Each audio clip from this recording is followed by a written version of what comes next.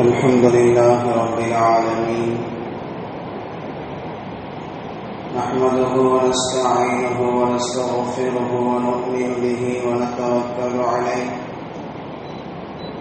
ونعوذ بالله من شرور أنفسنا ومن سيئات أعمالنا من يهده الله فلا مضل له ومن يضلل فلا هادي له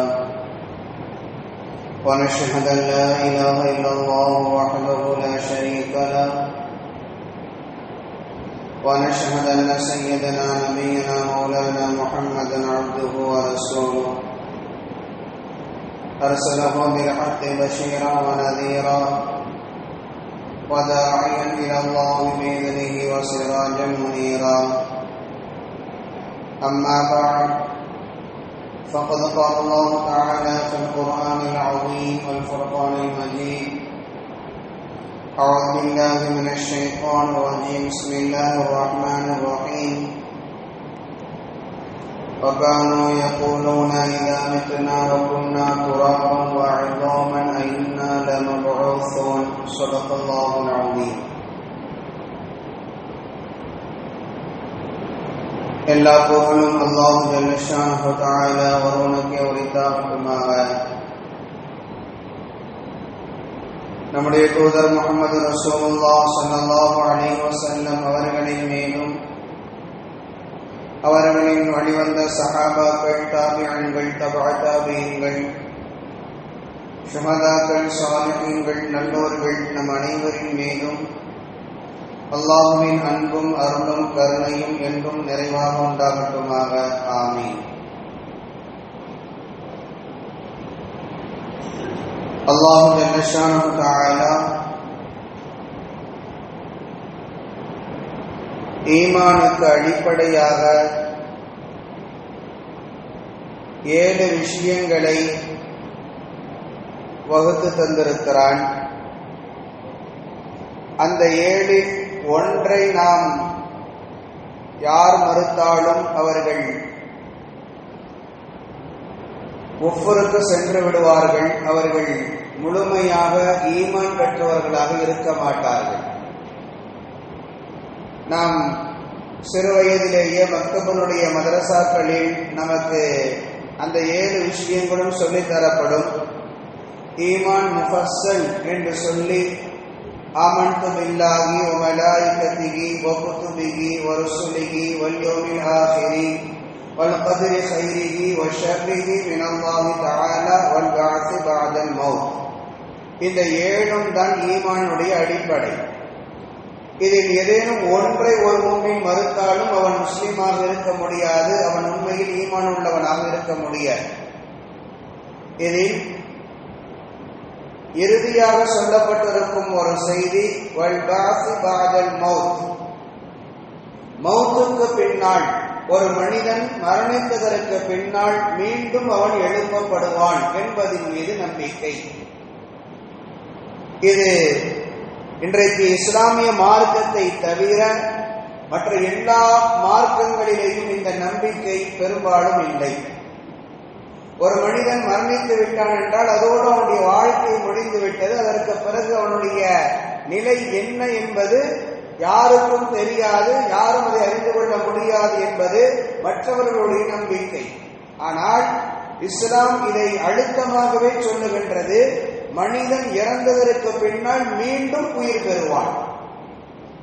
மனிதன் இறந்ததற்கு பின்னால் மீண்டும் அல்லாஹ் ஒரு நாளில் அவனுக்கு உயிர் கொடுத்து அவனை மீண்டும் எழுப்புவான் என்பதின் மீது ஒரு முஃமினுக்கு அடிப்படையான நம்பிக்கை இருக்க வேண்டும் என்பதை மார்க்கம் சொல்லித் தருகிறது. இதை யாரேனும் ஒருவர் மறுத்தார் என்றால் அவர் முஃமினாகவே இருக்க முடியாது. ஈமானுடைய அடிப்படை தன்மையை 7இல் இந்த 7ஆவதாக மார்க்கம் இதை சொல்லுகின்றது. இது இஸ்லாமிய மார்க்கம் மட்டுமே வலுவாக பேசக்கூடிய ஒரு வார்த்தை. மற்ற 6 விஷயங்களும் அது பரவலாக சில மதங்களில் நாம் பார்க்கலாம். அல்லாஹ்வின் மீது நம்பிக்கை, நபிமார்கள் மீது நம்பிக்கை, வேதங்களின் மீது நம்பிக்கை, வானவர்களின் மீது நம்பிக்கை, இதுவெல்லாம் மற்ற மதங்களில் வேறு வேறு பெயர்களில் பயன்படுத்தப்படுகிறது. கடவுள் நம்பிக்கை உள்ளவர்கள் இருக்கிறார்கள். இறை தூதர்களை நம்புபவர்கள் இருக்கிறார்கள், வானவர்களை நம்புபவர்கள் இருக்கிறார்கள். இதுவெல்லாம் சில மதங்களில், கிறிஸ்தவ மதங்களில், யூத மதங்களில் சில கோட்பாடுகளை நாம் பார்க்கலாம். ஆனால் மௌத்துக்கு பின்னால் எழுப்பப்படுவோம் என்பதின் மீதான நம்பிக்கையில் எல்லா மதங்களும் தோற்று போயிருக்கிறது. ஆனால் இந்த இஸ்லாமிய மார்க்கம் மட்டும்தான் அதை இன்று வரை வலுவாகவே சொல்லிக் கொண்டிருக்கிறது. நிச்சயமாக உனக்கு மரணத்திற்கு பின்னால் ஒரு வாழ்க்கை இருக்கிறது, அதை நீ முழுமையாக நம்ப வேண்டும் என்பதை மார்க்கம் சொல்லுகின்றது. முஹம்மது ஸல்லல்லாஹு அலைஹி வஸல்லம் அவர்களின் காலத்திலும் அவர்களுக்கு முந்தி வாழ்ந்த நபிமார்களுடைய காலத்திலும் இந்த நம்பிக்கையின் மீது மனிதர்கள் பலகீனப்பட்டு போய் கிடந்தார்கள். பலர்களும் இதை நம்புவதற்கு தயாராக இல்லை. என்ன, ஒரு மனிதன் இறந்ததற்கு பின்னால், மண்ணோடு மண்ணாகி மக்கி போனதற்கு பின்னால், எலும்புக்கூடாக ஆனதற்கு பின்னால், அல்லது அவனுடைய அடையாளமே அழிந்து போனதற்கு பின்னால் அவன் எப்படி மீண்டும் உயிர் பெற்று எழுவான் என்பதின் மீது பலர்களுக்கும் சந்தேகங்கள் இருந்தது.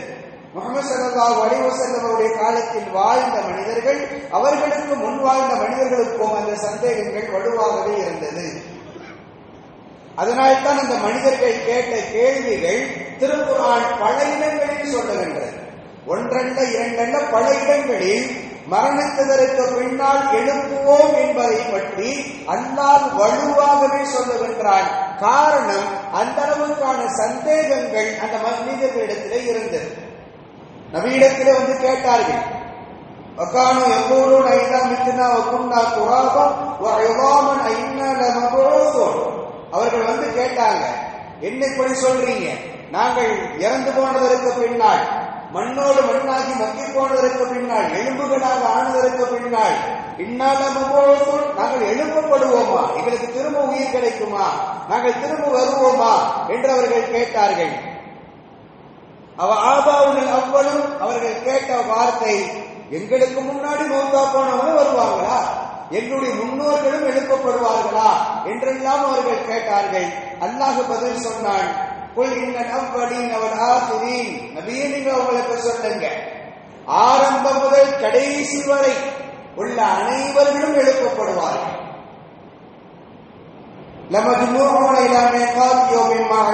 அல்லாஹ் சொன்னான், அவர்களை எல்லாம் குறிப்பிட்ட ஒரு நாளில் அல்லாஹ் அனைவர்களையுமே ஒன்று சேர்ப்பான் சொல்லுங்கள்.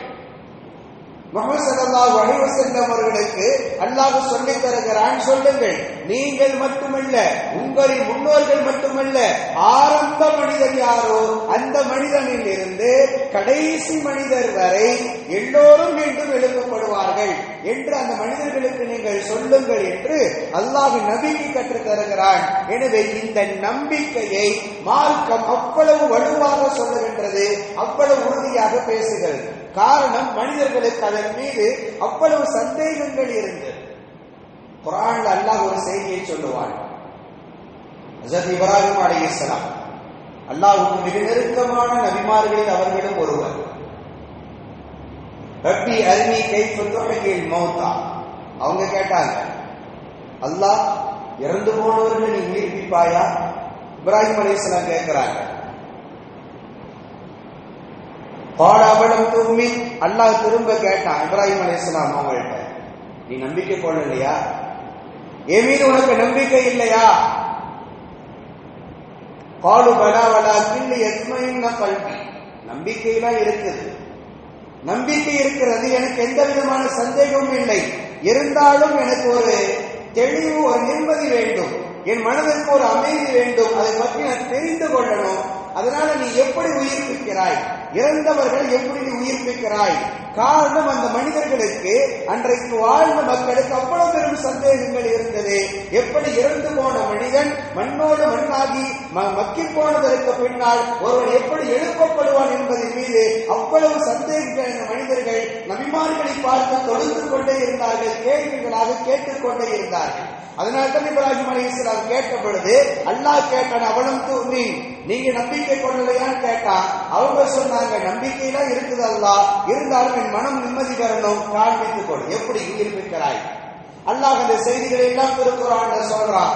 இப்ராஹிம் அலைஹிஸ்ஸலாம் அவர்களுக்கு அல்லாஹ் சொன்ன ஒரு 4 பறவைகளை பிடியுங்கள், 4 பறவைகளை அருங்கள், தனித்தனி கூறாக வெட்டியதற்கு பின்னால் அந்த 4ஐ ஒன்றாக விரட்டியதற்கு பின்னால் ஒரு 4 மடையில கொண்டு போய் வையுங்கள். 4 மடையில கொண்டு போய் வைத்தார்கள். வைத்துவிட்டு நீங்கள் ஒரு இடத்துக்கு வந்து நில்லுங்கள். வந்து நின்றதற்கு பின்னால் என் பெயர் சொல்லி நீங்கள் அழையுங்கள். அழைத்தார்கள் இப்ராஹிம் அலைஹிஸ்ஸலாம். அந்த 4 பறவைகளும் அதனுடைய உடல்களோடு அதனுடைய சதைகள் தனித்தனியாக வெவ்வேறு இடங்களில் வைக்கப்பட்டிருந்தது. அவைகளெல்லாம் ஒன்று சேர்ந்து அந்த பறவைகள் அனைத்தும் இப்ராஹிம் அலைஹிஸ்ஸலாம் அவர்களை நோக்கி அந்த பறவைகள் பறந்து வந்தது. இப்ராஹிம் அலைஹிஸ்ஸலாம் அவர்கள் கண்கூடாக பார்த்தார்கள். திருக்குர்ஆன் சொல்லக்கூடிய செய்தி. எதற்காக சொல்லுகிறோம் என்றால், மனிதர்களுக்கு அவ்வளவு வலுவான சந்தேகங்கள். ஒரு மனிதன் இறந்ததற்கு பின்னால் அல்லாஹ் எப்படி மீண்டும் உயிர்ப்பித்து தருவான் என்பது மீது சந்தேகங்கள் இருந்தது. அதை தெளிவு பெறும் விதமாக நபிமார்கள் தன்னுடைய மக்களுக்கு வெளிப்படுத்தி காண்பிக்க வேண்டும், உண்மையை தெளிவாக சொல்ல வேண்டும் என்பதற்காக வேண்டி நபிமார்களும் கூட அல்லாஹ்விடத்தில் அதற்கான கேள்வியை கேட்டு அதற்கான விடையை பெற்றிருக்கிறார்கள். எனவே அப்படிப்பட்ட ஒரு காலம் இருந்தது. ஆனால் இன்றைய சூழ்நிலையில் நாம் அது பற்றி தெளிவுகள் முழுமையாக நமக்கு விஷயங்கள் புரியவில்லை என்றாலும் நம்பிக்கையோடு இருக்கிறோம். அதன் மீது வலுவாக பேசப்பட்டு அதை கேட்கப்பட்டு நம்பிக்கைகள் நமக்குள் முழுமையாக இல்லை என்றாலும் பொதுவாக நாம் நம்பிக்கொண்டிருக்கிறோம். மௌத்துக்கு பின்னால் வாழ்க்கை இருக்கிறது, மறுமையினுடைய நாள் இருக்கிறது, மறுமையில எழுப்பப்படுவோம், அல்லாஹ் கேள்வி கேட்பான் என்பது மீது பரவலான ஒரு நம்பிக்கை நமக்குள் இருக்கிறது. ஆனால் அதன் மீது அசைக்க முடியாத நம்பிக்கை நமக்குள் வர வேண்டும்.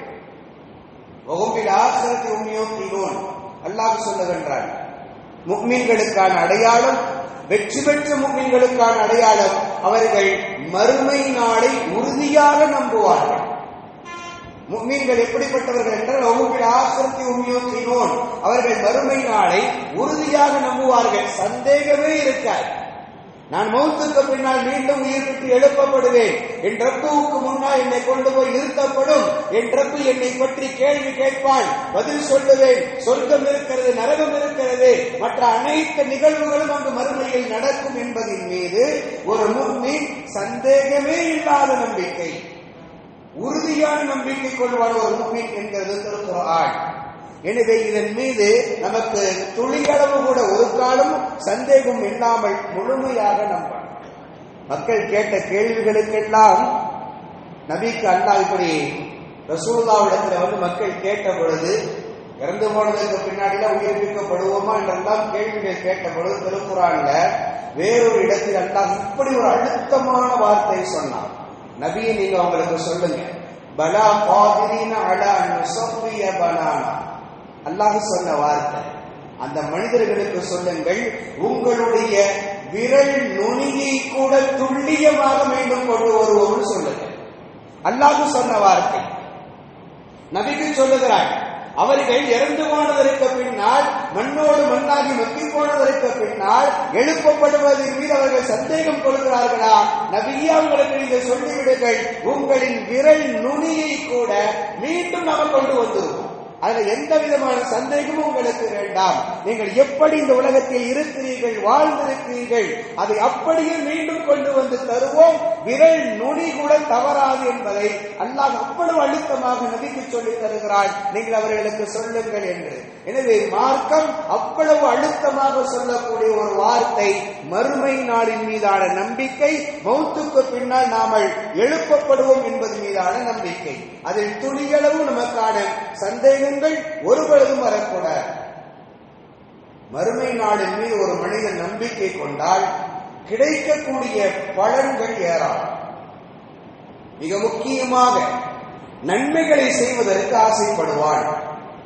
மறுமை நாள் மீது பயம் இருக்கும் என்றால், மறுமை நாள் மீது நம்பிக்கை நமக்குள் இருக்கும் என்றால் நன்மைகளை செய்வதற்கு ஆசைப்படுவான். துளியளவும் ஒருபொழுதும் அவன் பாவங்கள் செய்வதற்கு தயாராக ஆக மாட்டான். காரணம், மௌத்துக்கு பின்னால் அல்லாஹ்வுக்கு முன்னால் நான் நிறுத்தப்படுவேன், என்னை பற்றி என்னிடத்தில் அவன் கேள்விகள் கேட்பான் என்கிற அந்த அச்சம் அவனை நன்மைகளை செய்வதற்கு தூண்டும். பயமான உணர்வுகள் ஏற்பட பாவமான காரியங்கள் செய்வதற்கு அவன் தன்னை அதிலிருந்து முழுமையாக வெளிவருவதற்கு தன்னை தயார்படுத்திக் கொள்வான். சஹாபாக்கள் ஆசைப்பட்டார்கள். மறுமையின் மீது இருந்த அந்த நம்பிக்கை தான் அவர்களுக்கு இந்த மார்க்கத்திற்காக வேண்டிய சேவையாற்றுவதற்கும் இந்த மார்க்கத்திற்கே தன்னுடைய உயிரை கொடுப்பதற்கும் அவர்கள் துணிந்ததற்கான காரணம் மறுமையின் மீது அவர்களுக்கு இருந்த அசைக்க முடியாத நம்பிக்கை. பத்ருடைய போர்க்களம். உமைர் ரலியல்லாஹு அன்ஹு என்ற ஒரு சஹாபி நபி ஸல்லல்லாஹு அலைஹி வஸல்லம் அவர்களிடத்திலே வந்து கேட்கிறார்கள். பத்ருடைய போர்க்களத்தை பற்றி சொல்லி, போர்க்களத்திலே இது போர் செய்வதன் மூலமாக எனக்கு என்ன கிடைக்கும்னு கேட்கிறாங்க. போர் செய்வதன் மூலமாக நான் என்ன பலனை, என்ன பிரயோஜனத்தை அடைந்து கொள்ள முடியும் என்பது அவர்களுடைய கேள்வி. ரசூல் ஸல்லல்லாஹு அலைஹி வஸல்லம் அவர்கள் சொல்லுகிறார்கள், அகலமான வானம் பூமியை கொண்டிருக்கக்கூடிய சொர்க்கம் உங்களுக்கு கிடைக்கும், சொர்க்கம் உங்களுக்கு கிடைக்கும் என்று சொல்லுகிறார்கள். சொன்ன பொழுது அந்த சஹாபி தங்கள் சாப்பிடுவதற்காக வேண்டி கையில் வைத்திருந்த அந்த பேரித்தம்பழம், அதை சாப்பிடுவதற்காக வேண்டி துணிகிற பொழுது திடீரென்று அவர்களுக்குள் தோன்றுகிறது, இந்த நேரம் கூட எனக்கு தாமதம் என்று சொல்லி தங்கள் கையில் வைத்திருந்த அந்த பேரித்தம்பழத்தை கீழே போட்டுவிட்டு போர்க்களத்திற்குள் உள்ளே நுழைந்தார்கள்.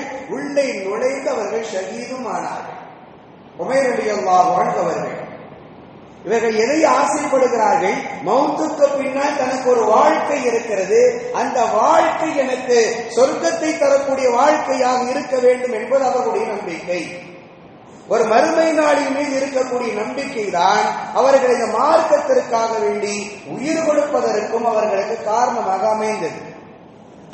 நாம் நம்பக்கூடிய அந்த நம்பிக்கை தான் நன்மைகளை செய்வதற்கு தூண்டும். மறுமை நாளின் மீது நமக்கு இருக்கக்கூடிய அசைக்க முடியாத அந்த நம்பிக்கை தான் நம்மளை நன்மை செய்வதற்கு தூண்டும். மறுமை நாள் மீது நமக்கு நம்பிக்கை இல்லைன்னா பெருசா என்ன செய்ய மாட்டோம், நன்மைகள் செய்ய மாட்டோம், ஹலால ஹராமுகள் பேண மாட்டோம். நன்மை தீமையை பற்றி எந்த விதமான பயமோ அச்ச உணர்வுகளோ எதுவுமே இருக்காது. ஆனால் நாளை மறுமையின் மீது பயம் இருக்கும் என்றால் நாம் நன்மைகளை செய்வோம், தீமைகளில் இருந்து முழுமையாக நம்மை நாம் பாதுகாத்துக் கொள்வோம். அபூ சுஃபியான் ரலியல்லாஹு அன்ஹு அவர்கள் ஒரு போர்க்களத்துல அவர்கள் போர் செய்தாங்க. போர்ல எதிரிகளுடைய வாள் பட்டு அவருடைய கண் தனியாக விழுந்து விட்டது. கண்ணு தனியாக வெளியில வந்துருச்சு. அந்த கண்ணை கையிலே வைத்துக் கொண்டு ரசூல் ஸல்லல்லாஹு அலைஹி வஸல்லம் அவர்களிடத்திலே வந்தார்கள். வந்து சொன்னாங்க, யா ரசூலல்லாஹ், போர்க்களத்துல கண்ணு தனியாக விழுந்து விட்டது என்று சொல்லி கையில வைத்திருந்த கண்ணை நபியிடத்திலே காண்பித்தார்கள். ரசூல் ஸல்லல்லாஹு அலைஹி வஸல்லம் அவர்கள் சொன்னாங்க, இன் ஷி'த தஅவுது ஃபருத்தத அலைக. ரசூலுல்லாஹ் சொன்னாங்க, நீங்கள் விரும்பினால் இந்த கண்ணை உங்களுக்கு நான் மீண்டும் துஆ செய்து பெற்றுத் தருகிறேன். இந்த கண்ணு உங்களுக்கு சரியாக்கி விடுகிறேன் நீங்கள் விரும்பினால்.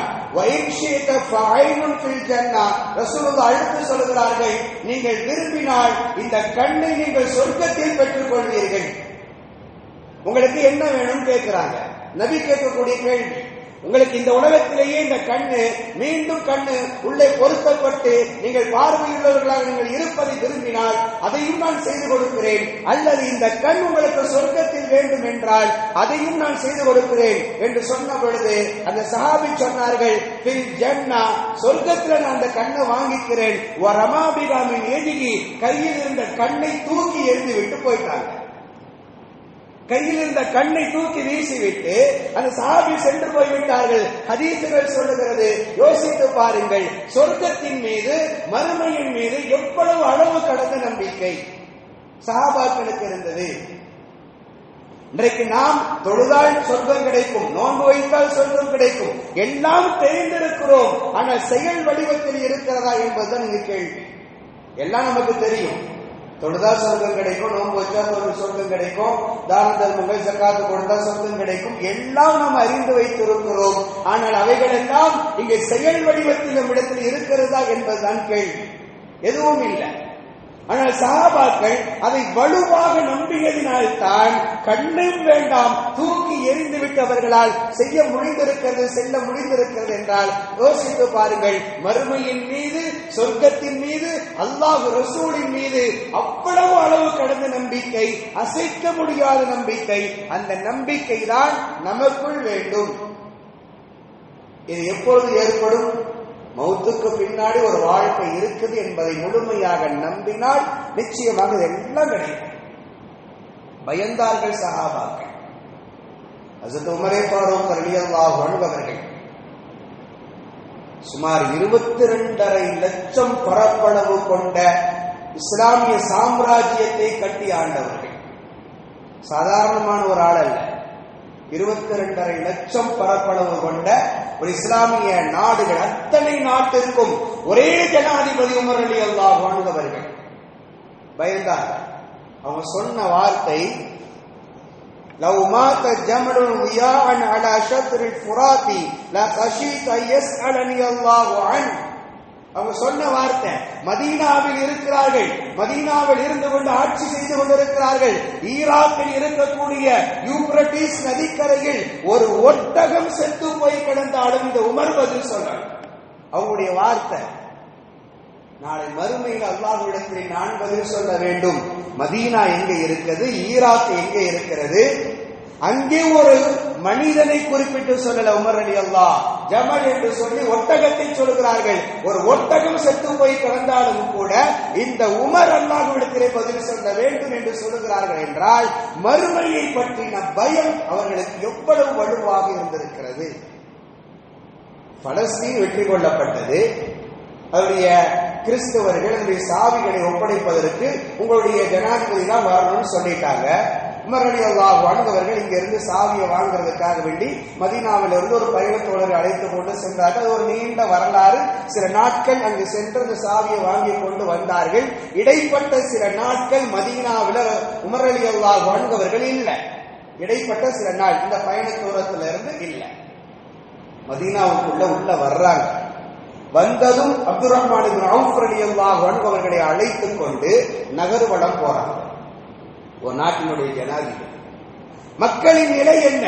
சில நாட்கள் நான் இந்த மதீனாவில் இல்லை, இந்த மக்கள் எப்படி வாழ்ந்து கொண்டிருக்கிறார்கள், எனவே நகர்வலம் போகிறார்கள். நாம் அறிந்த நிகழ்வுதான், ஆனால் இதில் குறிப்பிடப்படாத சில இடங்களை மட்டும் உங்களுக்கு கோடிட்டு காட்டுகிறேன். உமர் ரலியல்லாஹு அன்ஹு நகர்வலம் போகிறார்கள். ஒரு பெண்மணி தன்னுடைய பிள்ளைகளுக்கு சமைப்பதற்கு உணவு இல்லாமல் வெறும் சட்டியை வைத்துக் கொண்டு கிண்டி கொண்டிருக்கிறாள். என்ன என்று கேட்கிறார்கள். உணவு இல்லை என்கிறார்கள். உமர் ரலியல்லாஹு அன்ஹு அவர்கள் நேராக மதீனாவுடைய கருவூலத்திற்கு வந்தார்கள். அரசு கசானாவிலே இருந்து பொருட்களை எடுத்தார்கள். எடுக்கும் பொழுது அங்கே இருந்த பணியாளர் சொல்லுகிறார், அஹ்மில அலைய அமீருல் முஃமினீனே, என் மீது அந்த சுமைகளை சுமத்துங்கள், அந்த பொருளை என் மேல கொடுங்க, நான் தூக்கிட்டு வர்றேன் என்று சொன்ன பொழுது அத்தஹ்மில அன்னி அவ்சாரி யௌமல் கியாமா, உமர் ரலியல்லாஹு அன்ஹு அவர்கள் கேட்டாங்க, நாளை மறுமையில் என் சுமையை நீ சுமப்பாயான்னு கேட்டாங்க.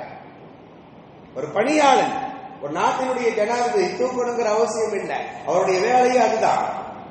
ஆனாலும் உமர் ரலியல்லாஹு அன்ஹு அவர்கள் கேட்கிறாங்க, மறுமையில என்னுடைய சுமையை நீ சுமப்பாயா என்கிறார்கள். அவர் மௌனமாக இருந்தார். உமர் ரலியல்லாஹு அன்ஹு அவர்கள் சுமந்து கொண்டு வந்தார்கள். வரலாறு சொல்லுகிறது, உடன் அப்துர் ரஹ்மான் இப்னு அவுஃப் ரலியல்லாஹு இருக்கிறார்கள். வந்த உமர் ரலியல்லாஹு அந்த சட்டியில் கொண்டு வந்த அரசனுடைய அந்த உணவுப் பொருட்களை போட்டு அவர்களை சமைத்தார்கள்.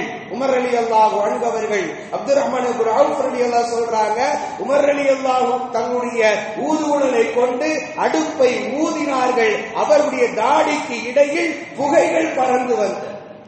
அப்துர் ரஹ்மான் இப்னு அவுஃப் ரலியல்லாஹுடைய வார்த்தை, புகை பறந்து வந்து சமைத்தாங்க. சமைச்ச பொழுது ரொம்ப ஆச்சரியமான செய்தி. சமைக்கும் பொழுது அந்த பெண் சொல்ற வார்த்தை என்ன தெரியுமா? அந்த பெண் சொன்னதான், நாட்டினுடைய ஜனாதிபதி உமர் ஒண்ணுமே எனக்கு செய்யல, நாங்க இப்படி சிரமப்பட்டு இருக்கிறோம் என்று சொல்லி அந்த பெண் புலம்பிட்டு உமர் ரலியல்லாஹு சமைச்சிட்டு இருக்கிறாங்க. உமர் ரலியல்லாஹு யார் என்று தெரியாமல் அந்த பெண் புலம்பிக் கொண்டே சொல்கிறது, காலத் வல்லாஹி இன்னக அஹக்கும் பில் கிலாஃபத்தி மின் உமர். அந்த பெண் சொன்ன வார்த்தை வரலாறில் பதிவு செய்யப்பட்டு இருக்கிறது. அல்லாஹ்வின் மீது சத்தியமாக சொல்லுகிறேன், கலீஃபா உமரை விட நீங்கள் சிறந்தவர் சொல்லுச்சு. ஏன்னா உமர் ரலியல்லாஹு அங்க யாருன்னு தெரியாது. சமைக்கிறதே உமர் ரலியல்லாஹு தான். ஆனால் அந்த பெண் யார் என்று தெரியாமல் சொல்லுகிறது, ஜனாதிபதி உமரை விட நீங்கள் சிறந்தவர் என்று அந்த பெண் சொல்லுகிறது.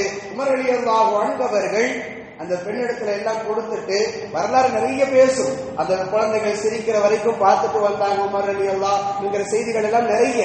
நமக்கு தேவையான ஒரு செய்தி என்னன்னா, உமர் ரலியல்லாஹு சொல்லிட்டு வந்தாங்க, நாளை காலையில என்னை வந்து பாருங்க, என்னை வந்து பாருங்கன்னு சொல்லல, கலீஃபாவை வந்து பாருங்கன்னு சொல்லிட்டு வந்துட்டாங்க. வருகிறாங்க, ஃபஜ்ருடைய தொழுகை மஸ்ஜித் நபவிக்கு வருகிறார்கள். வரலாறு சொல்லுகிறது, உமர் ரலியல்லாஹு அன்ஹு அவர்கள் ஃபஜ்ருடைய தொழுகையை நிம்மதியாக அவர்களால் தொழ வைக்க முடியல, அழுது கொண்டே தொழுக வைத்தார். அழுகை. இந்த பெண் இப்படி சிரமப்பட்ட அந்த நிலையை பார்த்து நாளை மறுமையில் அல்லாஹ் இடத்திலே கேள்வி கேட்பான் என்கிற அந்த பயம், அழுது கொண்டே தொழுக வைக்கிறார்கள். ஃபஜ்ருடைய தொழுகை முடிந்தது. அந்த பெண்மணி வந்தார்கள். வலதுபுறம் அலி ரலியல்லாஹு, இன்னொரு புறம் அப்துர் ரஹ்மான் இப்னு அவுஃப் ரலியல்லாஹு அமர்ந்திருக்க அந்த பெண் வந்து சொன்ன பொழுது, அப்பொழுதுதான் இவர்கள் கலீஃபா என்பதை அந்த பெண் அறிகிறது. அறிந்ததற்கு பின்னால் சொன்னாங்க, உமர் ரலியல்லாஹு அன்ஹு அவர்கள் சொன்னாங்க, அந்த பெண்ணை பார்த்து கேட்டாங்க, பெண்ணே சொல், நான் உனக்கு செய்த அநியாயத்திற்கு நான் என்ன செய்யணும்னு சொல். நீ நாளை மறுமையில அல்லாஹ்விடம் வந்து என்னை நீ குற்றவாளியாக நிறுத்திடக்கூடாது.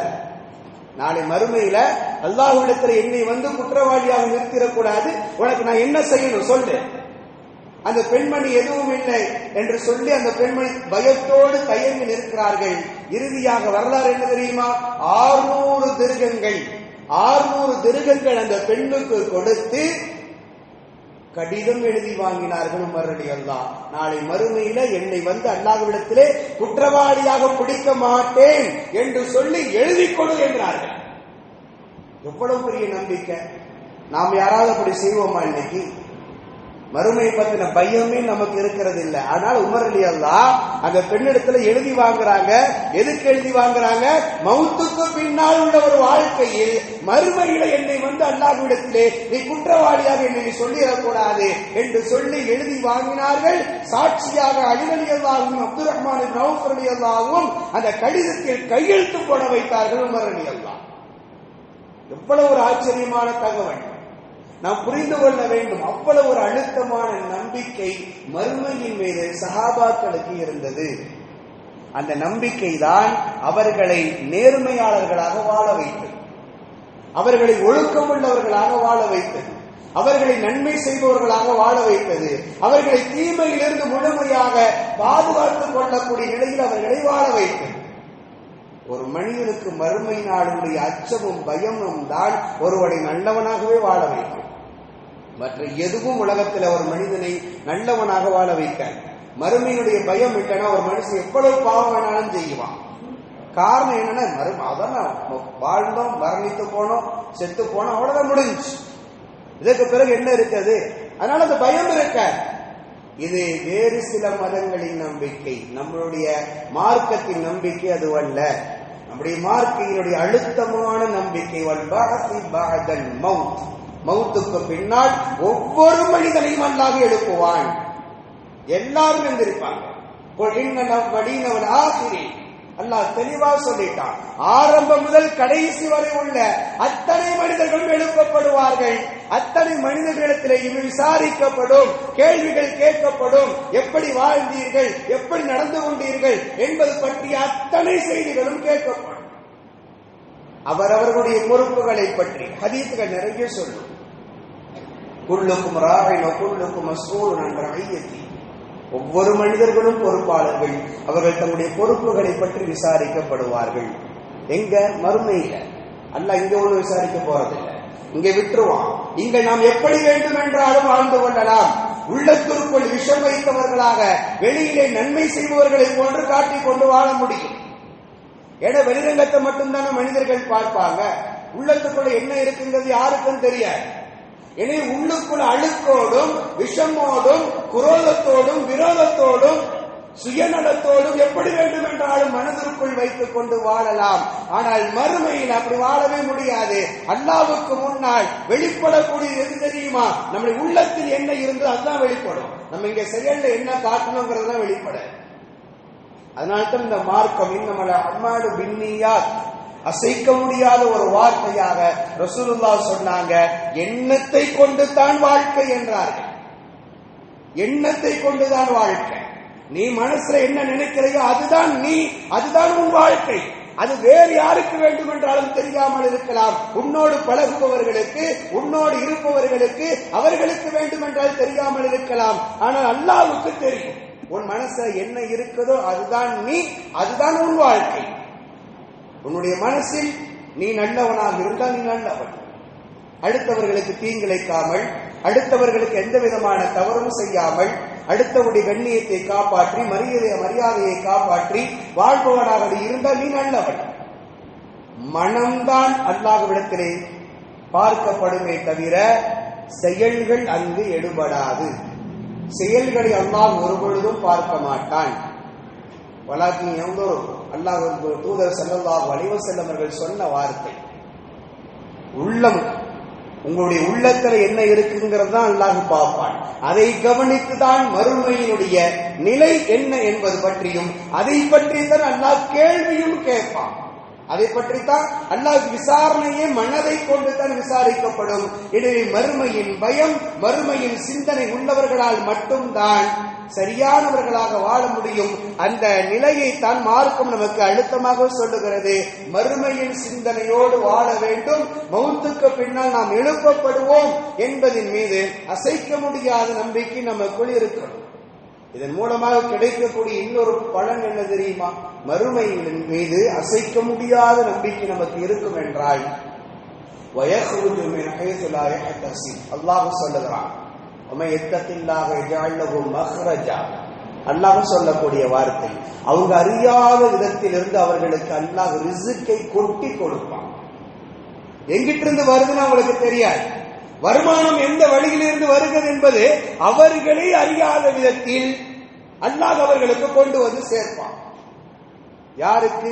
மறுமையின் பயம் கொண்டு தக்குவாவோடு யார் வாழுகிறார்களோ அவர்களுக்கு அல்லாஹ் அவர்கள் அறியாத விதத்தில் கொண்டு வந்து கொட்டுவான். இது குர்ஆனுடைய வார்த்தை, நம்முடைய வார்த்தை இல்ல. வம யத்தகில்லாஹ யஜஅல் லஹு மக்ரஜா வ யர்ஸுகுஹு மின் ஹைஸு லா யஹ்தஸிப். லா யஹ்தஸிப்னு கணக்கில்லாமல் அர்த்தம். அதற்கு அறிஞர் பெருமக்கள் இரண்டு விதமான அர்த்தம் சொல்லுவாங்க. அல்லாஹ் ரிஸ்க கொண்டு வந்து கணக்கில்லாம கொடுப்பான். அதுக்கு என்ன அர்த்தம் என்று சொல்லும் பொழுது, ஒன்று, கணக்கே இல்லாமல் நிறைய கொண்டு வந்து கொடுப்பான். வறுமையினுடைய பயத்தோடு வாழ்பவர்களுக்கு நிறைய காசு பணத்தை ரிஸ்க கொண்டு வந்து கொடுப்பான் என்பது ஒரு அர்த்தம். இன்னொரு அர்த்தம் என்ன தெரியுமா? அவர்களுக்கு கொடுக்கப்பட்ட காசு பணங்களுக்கு நாளை மறுமையில கேள்வி கணக்கை கேட்க மாட்டான்னு அர்த்தம். அறிஞர் பெருமக்களிடத்துல இந்த இரண்டு அர்த்தமும் இந்த ஆயத்திற்கு இருக்கு. லா யஹ்தஸிப் என்பதற்கு ஒன்று நிறைய கொடுப்பான், இன்னொன்று இவர்களுக்கு கொடுக்கப்பட்டதற்கு. ஏன்னா மற்ற எல்லாத்துக்குமே கேள்வி கணக்கு இருக்குது. எப்படி சம்பாதித்தாயினும் அல்லாட்ட பதில் சொல்லணும், அது எந்த வழியில செலவு செஞ்சாயினும் பதில் சொல்லணும். ரெண்டு பதிலுமே இருக்கு. வந்த வழிக்கும் பதில் சொல்லணும், நம்மகிட்ட இருந்து போன காசுக்கும் பதில் சொல்லணும். இந்த உலகத்தில் நம்ம யாருக்கும் பதில் சொல்ல வேண்டிய அவசியம் இல்லை. ஆனால் நாளை மறுமையில் வந்த வழிக்கும் சொல்லணும், நம்ம இடத்திலிருந்து சென்ற காசுக்கும் அல்லாஹ்விடத்திலே கணக்கு காண்பித்து விட்டு தான் நம்ம சொர்க்கத்திற்கு போக முடியும். ஆனால் இந்த கேள்வி கணக்கு, இந்த காசு பணம் சம்பந்தப்பட்ட கேள்வி கணக்கு இறையச்சத்தோடு வாழ்ந்தவர்கள், மறுமையை நம்பி வாழ்ந்தவர்களுக்கு அது இல்லை, அல்லாஹ் கேட்க மாட்டான் என்கிற அர்த்தத்தை அறிஞர் பெருமக்கள் தருகிறார்கள். எனவே மறுமையின் சிந்தனை மிக முக்கியமானது. அந்த சிந்தனையோடு வாழ்வோம். அந்த வாழ்க்கை தான் நமக்கு இந்த உலகத்திலும் நாளை மறுமையிலும் நமக்கு நிறைவான வெற்றியை தரும், நமக்கு சொர்க்கத்தை தரும் என்பதை நாம் புரிந்து கொண்டு வாழக்கூடிய தௌஃபீக் அல்லாஹ் நம் அனைவருக்கும் தந்தல் புரிவானாக. ஆமீன். வாஹிரு தஅவானா அல்ஹம்துலில்லாஹி ரப்பில் ஆலமீன். அஸ்ஸலாமு அலைக்கும் வரஹ்மத்துல்லாஹி வபரகாத்துஹு.